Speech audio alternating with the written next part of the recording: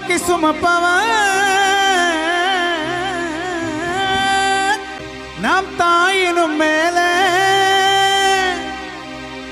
நம்மில் அன்பு வைத்தவர் அவர் யார் யார் யார் தெரியுமா?